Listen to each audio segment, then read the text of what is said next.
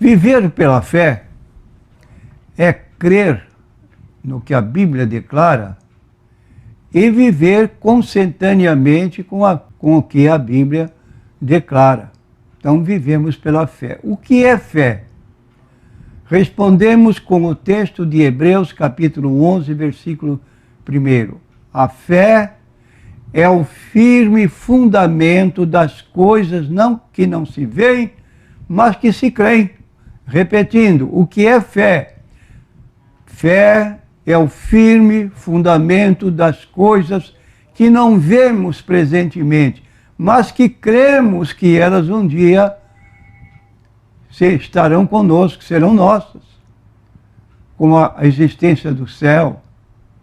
É uma fé que temos, que está baseada na palavra de Jesus. Eu sou o caminho, a verdade e a vida. Ninguém vem ao Pai, senão por mim.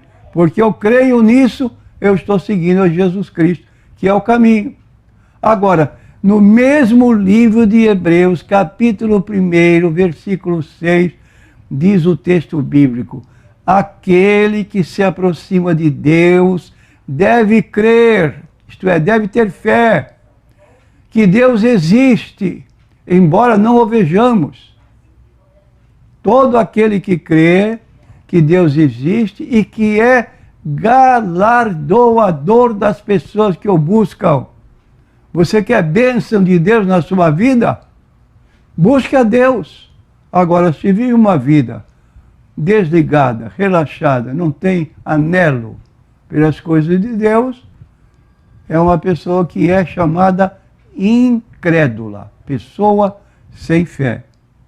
E o apóstolo Paulo, então, nos conta, no capítulo 2 da sua carta aos Efésios, 8 a 10, ele diz assim: pela graça sois salvos, por meio da fé. Então, ele quer dizer que a salvação não se compra, é um favor de Deus.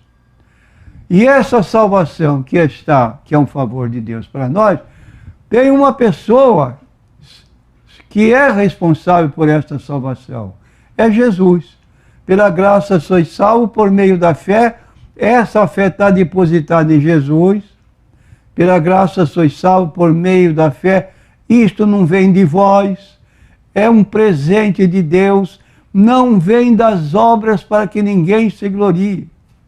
Então não posso fazer nada meritório que me dê margem que eu possa dizer: ah, eu vou ser salvo.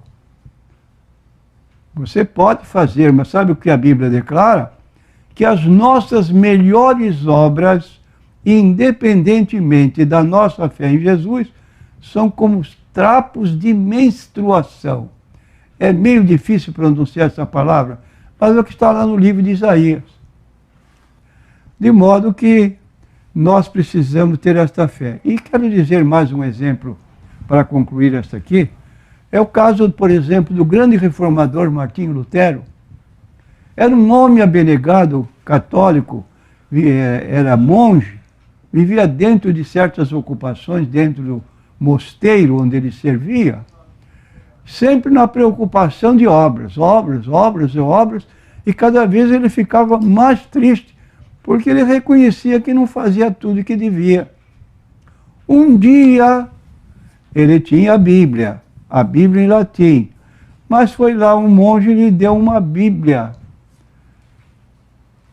E ele, então, agora tinha uma Bíblia que era dele, a outra era da própria entidade. Ele tinha que ler por lá na estante, para outros lerem também.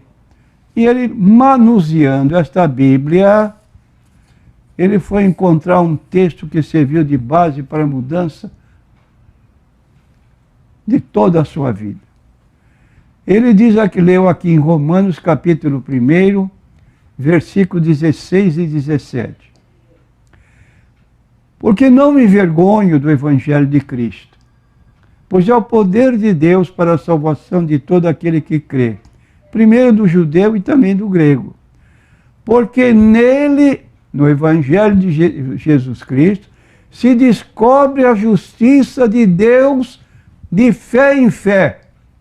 Então eu creio que Jesus veio ao mundo, tomou meu lugar, pagou a minha dívida para com Deus, morrendo a morte expiatória, como diz Pedro, levando ele em seu corpo nossos pecados sobre o madeiro. Estou livre. Como? Pela fé na pessoa de Cristo. E ele leu, então, que o justo viverá da fé.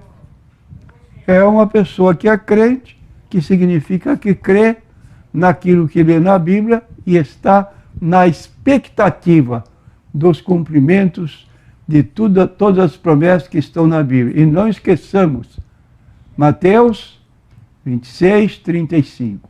Céus e terra passarão, mas as minhas palavras não vão de passar.